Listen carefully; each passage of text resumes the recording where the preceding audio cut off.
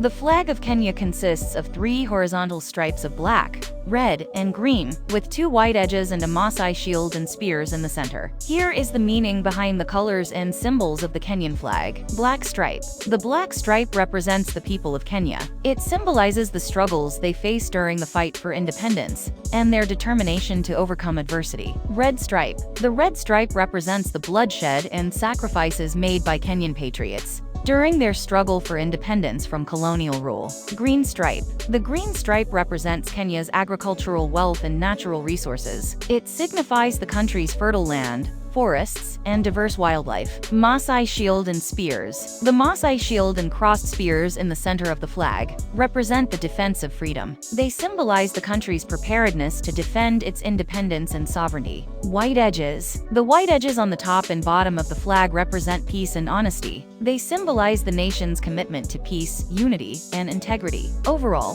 the Kenyan flag represents the struggles and sacrifices of its people, the country's natural wealth and resources, its commitment to defend freedom, and its pursuit of peace and unity.